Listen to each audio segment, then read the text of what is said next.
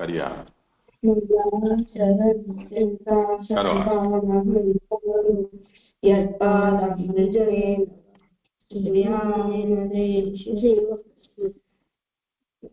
चिंता संतामान्तारो यत्पादानुजने प्रियाणां तन्निजाचार्यां प्रणमामि मुहुर्मुहुः यद्रोगरतो जन्तु सर्वदुःखादिगो भवेत् तमहं सर्वदा वन्दे श्रीमद्वल्लभनन्दनम् अज्ञानतिमिरान्धस्य ज्ञानाञ्जनशलाकया चक्षुरुन्मीलितं येन तस्मै श्रीगुरवे नमः नमामि श्रीराब्धिशायिनं लक्ष्मीसहस्रलीलाभिः सेव्यमानं कलानिधिं चतुर्भिश्च चतुर्भिश्च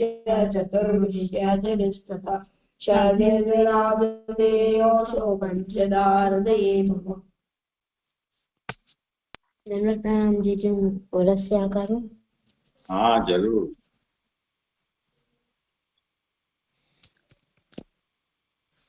अनोखो होरी खेल मचायो है सब सखियन के संग।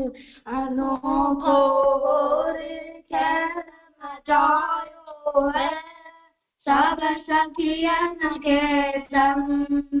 संग के ग्वाल बाल सब आए संग के ग्वाल बाल सब आए।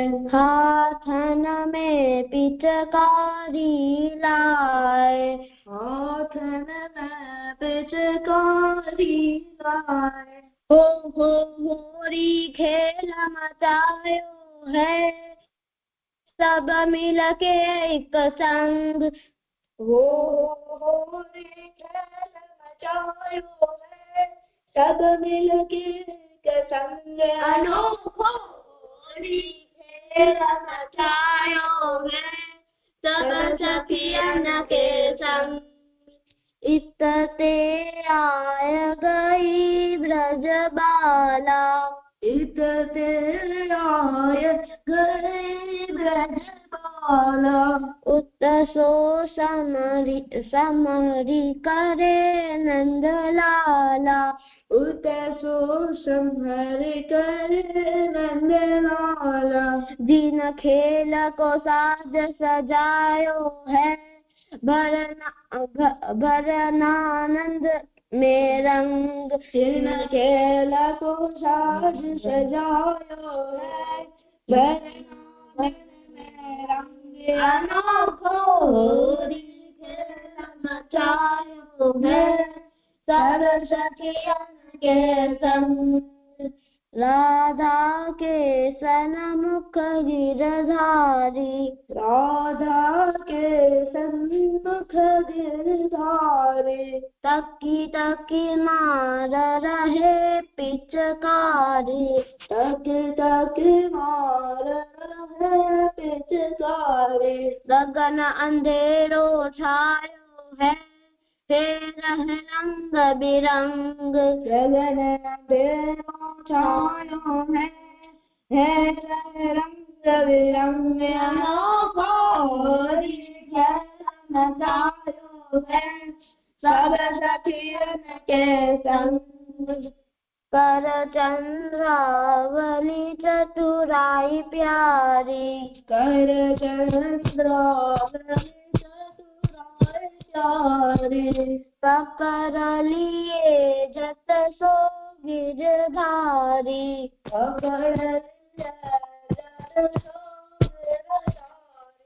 नारी को भेष बनायो है बदल दिए नंदनंद। नारी को भेष बदल दियो है नारी को भेष बनायो है बदल दिए नंदनंदनो।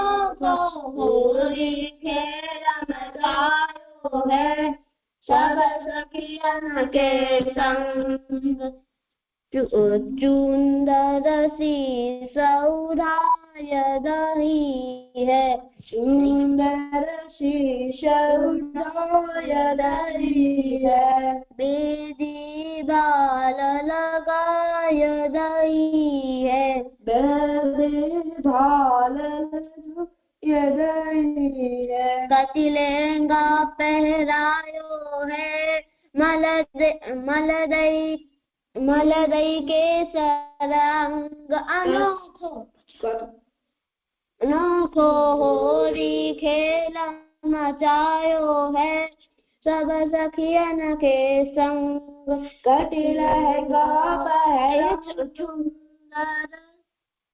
कति लहंगा पहरायो है मलदई के सरंग अनोखो होरी खेल मचायो है सब सखियन के संग लगी श्याम को नाचन चावन लगे श्याम को नाचन चावन नाना विधि सोगारी गावन नाना विधि सोगारी गावन चंग पंग जुहाथ बजायो है दस बीना मुहत चंग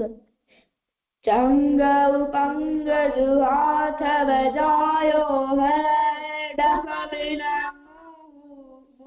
चंग अनोखो होरी खेल मचायो है सब सखियन के संग भगुआ सखियन दियो मंगाई भगुआ सखियन दियो मंगाई छांद दिए तब कृष्ण कन्हई छांद दिए तब कृष्ण कन्हई जिन जीवन सफल बनायो है खेल श्याम के संग जिन जीवन सफल बनायो है खेल श्याम के संग अनोखो होरी खेल मचायो है सब सखियन के संग।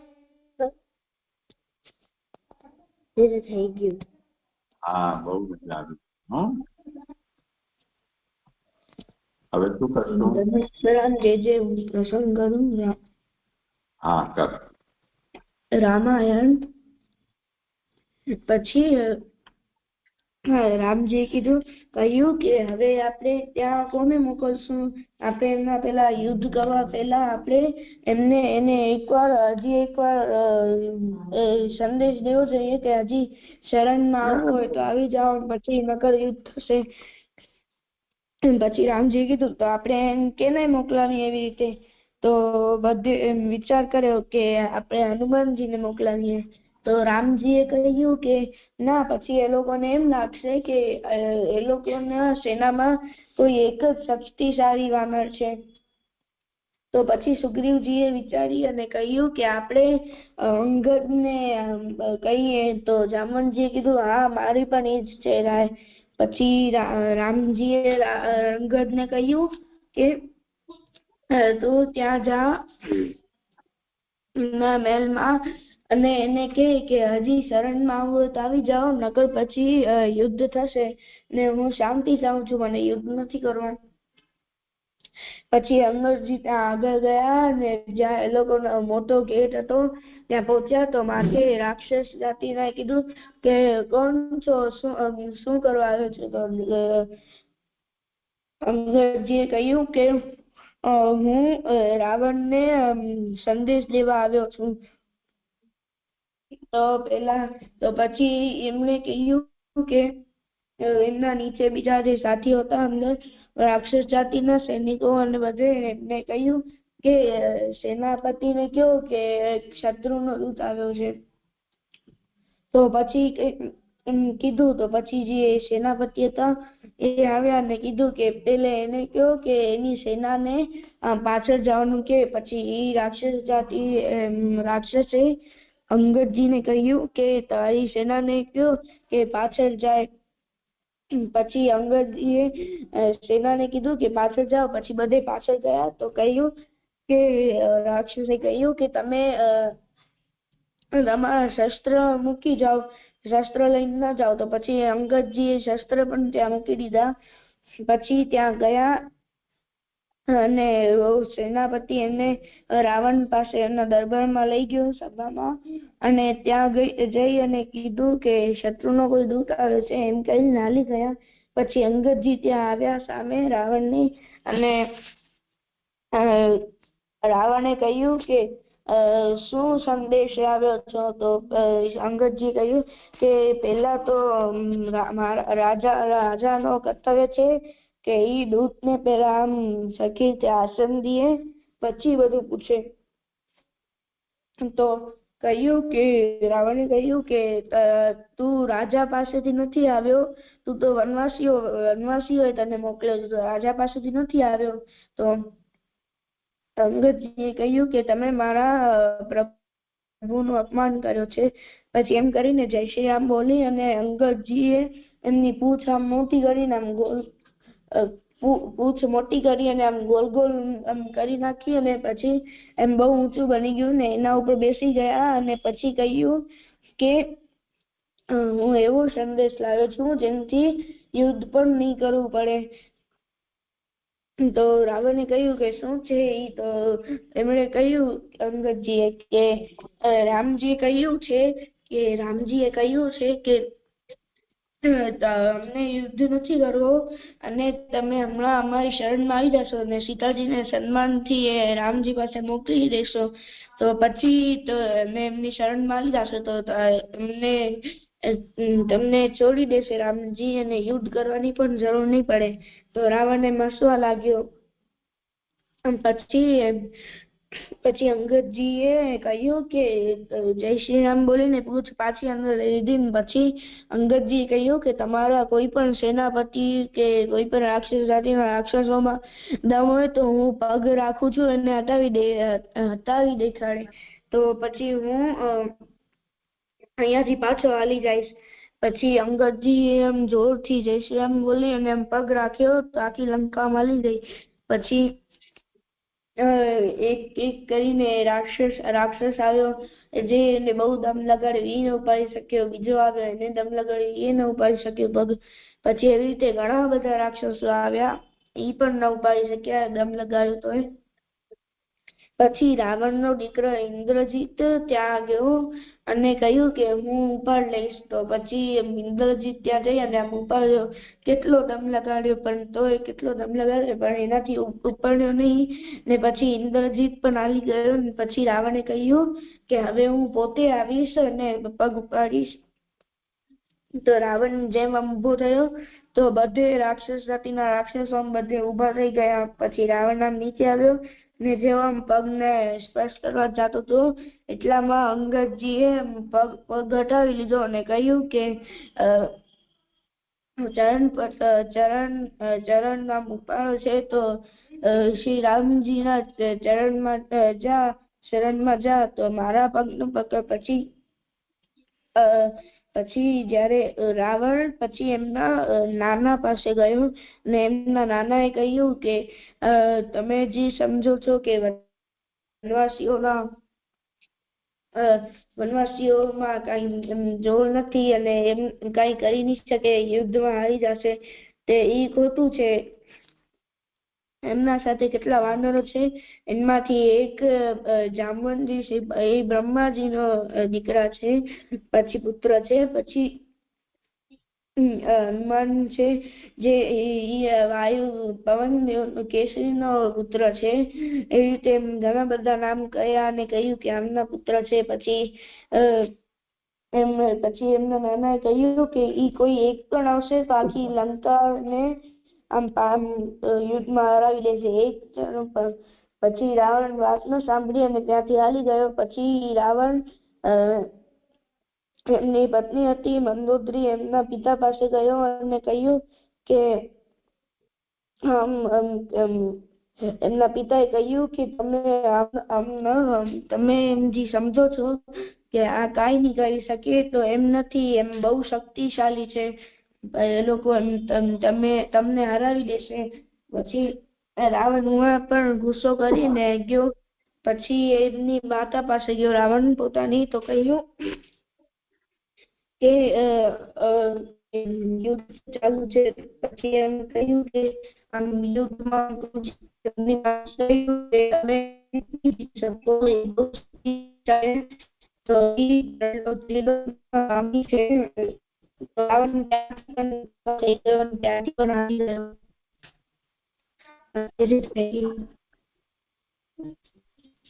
આમાંથી એ શીખ મળે છે કે આપણે પ્રભુની આજ્ઞાનું પાલન કરવું જોઈએ. જે મનમાં રામજીએ અંગદને કહ્યું કે તમે જાઓ એના દરબારમાં એને સૂચના આપી આવો છેલ્લી, તો અંગદજીએ ના ન પાડી અને એમની પ્રભુની આજ્ઞાનું પાલન કરી અને ત્યાં દરબારમાં જઈ અને સૂચના આપી દીધી. એવી રીતે આપણે આજ્ઞાનું પાલન કરવું જોઈએ. આમાંથી શબ્દ છે ઋષિ એટલે જેને મંત્રના દેવતા અને મંત્રની શક્તિનો સાક્ષાત્કાર હોય એને ઋષિ કહેવાય. બીજો શબ્દ છે ગુસાઈજી. ગુસાઈજી મૂળ શબ્દ નથી, મૂળ શબ્દ છે ગોસ્વામીજી. જયારે મુગલોના રાજમાં શ્રી ગોસ્વામીજીને ગોસ્વામીજી એમ બોલાતું નહીં, તો એમણે બોલીને ગુસાઈજી કરી નાખ્યું. બીજો શબ્દ છે ઠાકોરજી. ઠાકોર એટલે માલિક. આપણે ઠાકોરજીના સેવક છીએ અને ઠાકોરજી આપણા માલિક છે. તો એમ આપણે આપણાથી મોટા હોય એને સન્માનથી બોલાવવો જોઈએ. બીજું થઈ ગયું. એટલે મોટા હોય એનું નામથી ન બોલાવવા જોઈએ. એટલે આપણે આપણા સંબંધથી બોલાવીએ છીએ અથવા તો પદથી બોલાવીએ છીએ.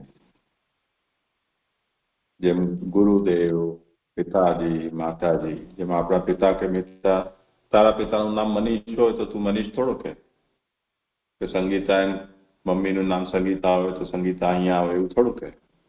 તો આપણે સંબંધથી બોલાવીએ ને. એમ ઠાકોરજીને આપણે આપણો ઠાકોર એટલે માલિક, આપણે એમના સેવક છીએ તો આપણે આપણા સંબંધથી બોલાવીએ છીએ.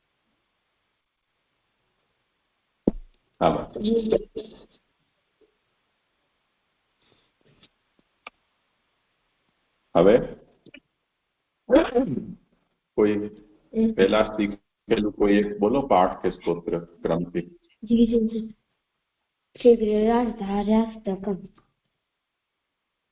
ભક્તાભિલાષા સરિતાનુસારી દુઃખાદિ ચૌર્યેન યશો વિસારી કુમારતાનંદિત ઘોષનારી મમ પ્રભુ શ્રી ગિરિરાજધારી વ્રજાંગનાવૃંદ સદા વિહારી અંગૈ ગૃહાંગારતમોપહારી ક્રીડારસાવેશતમો વિસારી મમ પ્રભુ શ્રી ગિરિરાજધારી.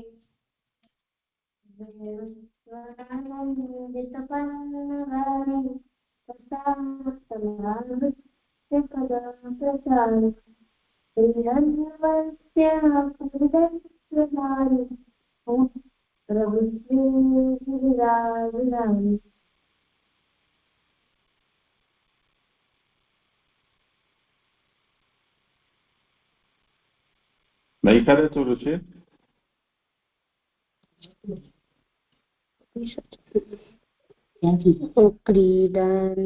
ક્રીડન યસ્ય ના થઈ ગયું નહીં તો પુલેન્દદારાહિત સંબરારી રમા સદોદાર દયા પ્રકારી ગોવર્ધને કંદ ફલોપહારી મમ પ્રભુ શ્રી ગિરિરાજધારી. કલિંદજાકૂલ દુકૂલહારી કુમારિકા કામકલાવતારી વૃંદાવને ગોધન વૃંદચારી મમ પ્રભુ શ્રી ગિરિરાજધારી.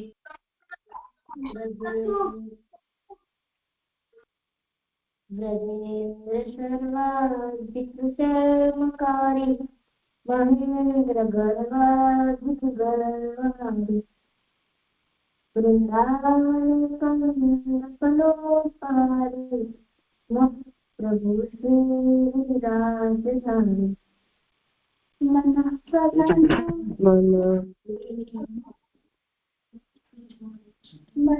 कलानाथ वंशीलवाकारी कुमारी रासोत्सवोद्वे लरसाधारी सारी ललसा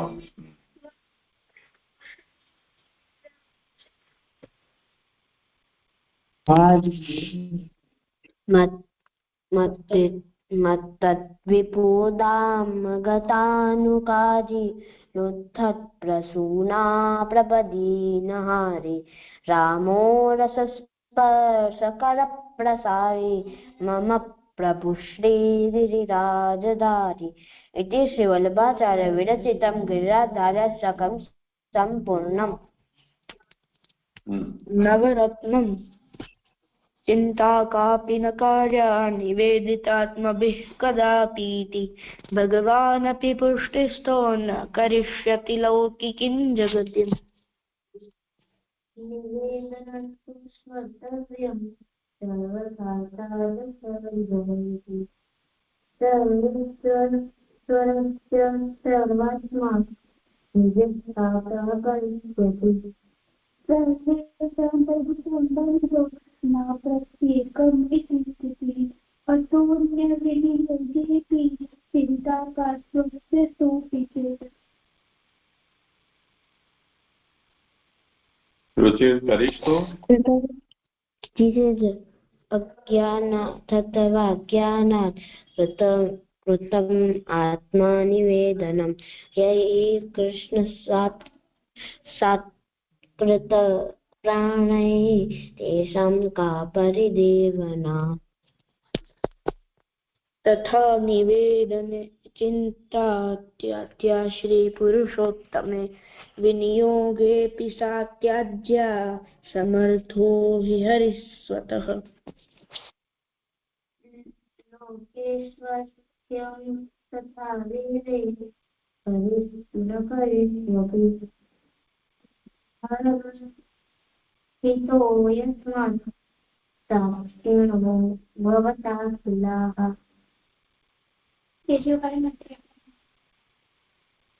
हाँ करो आगे सेवा कृत गुरोर आज्ञा वादनं वा हरिच्छया अतः सेवा परं चित्तं विधाय स्थीयतां सुखम। એટલું જ કરાયું હતું। हाँ चलो आगे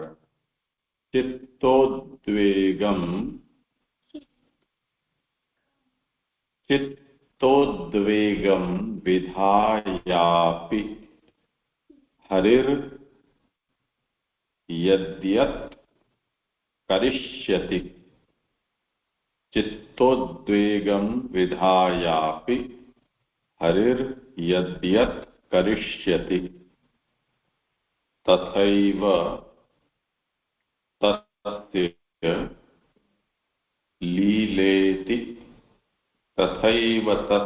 लीलेति मत्वा चिन्तां द्रुतं त्यजेत् मत्वा चिन्तां द्रुतं त्यजेत् चित्तोद्वेगं विधायापि हरिर्यद्यत् करिष्यति तथैव तस्य लीलेति मत्वा चिन्तां द्रुतं त्यजेत्। बोलो चित्तोद्वेगं विधायापि हरिर्यद्यत् करिष्यति तथैव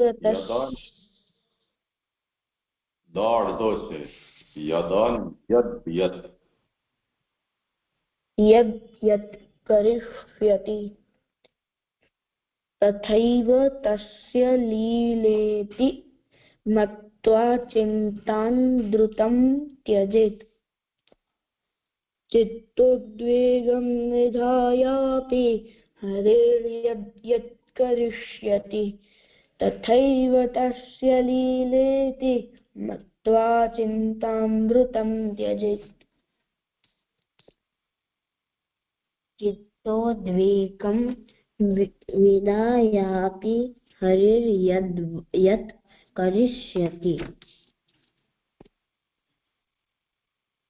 तथैव तस्य लीलेति मत्वा चिन्ता द्रुतं त्यजेत्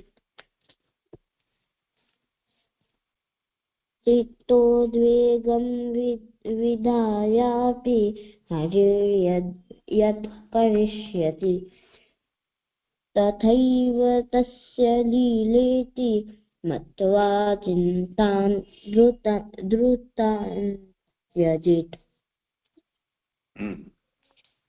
चित्तोद्वेगं विधायापि हरेर्यद् करिष्यति तथैव तस्य लीलेति मत्वा चिन्तां द्रुतं त्यजेत् चित्तोद्वेगं विधायापि हरेर्यद् करिष्यति तथैव तस्य लीलेति मत्वा चिन्तां द्रुतं त्यजेत् चित्तोद्वेगं विधायापि हरेर्यद् करिष्यति तथैव तस्य लीलेति मत्वा चिन्तां द्रुतं त्यजेत् આ એક શ્લોક છે પણ લઈ લઈએ તો સંપન્ન થઈ જશે ગ્રંથ આપણો. તસ્માત સર્વાત્મના નિત્યમ શ્રીકૃષ્ણ શરણમ મમ. તસ્માત સર્વાત્મના નિત્યમ શ્રીકૃષ્ણ શરણમ મમ.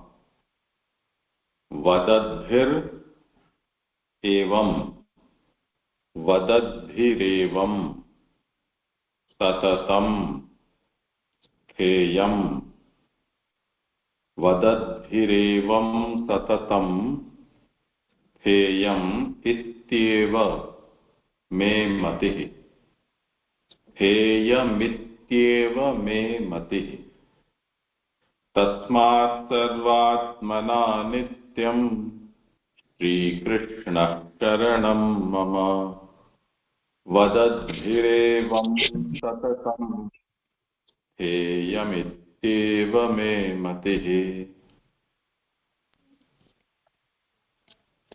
तस्मात् सर्वात्मना नित्यं श्रीकृष्णः शरणं मम. वदद्भिरेवं सततं स्थेयम् इत्येव मे मतिः. तस्मात् सर्वात्मना नित्यं श्रीकृष्णः शरणं मम. वदद्भिरेवं सततं स्थेयम् इत्येव मे मतिः. तस्मात् सर्वात्मना नित्यं श्रीकृष्ण शरणं मम. वदद्भिरेवं सततं स्थेयम् इत्येव मे मतिः. तस्मात् सर्वात्मना नित्यं श्रीकृष्ण शरणं मम. वदद्भिरेवं सततं स्थेयम् इत्येव मे मतिः. सर्वात्मना नित्यं श्रीकृष्ण शरणं मम वदद्भिः एवं सततं तेयम् इत्येव मे मतिः तस्मात् सर्वात्मना नित्यं श्रीकृष्णं शरणं मम वदद्भिः एवं सततं तेयम् इत्येव मे मतिः। इति श्री वल्लभाचार्य विरचितम नवरत्नम संपूर्णम। सुंदर। चलो आगे ग्रंथ संपन्न है। અહીંયા વિરામ।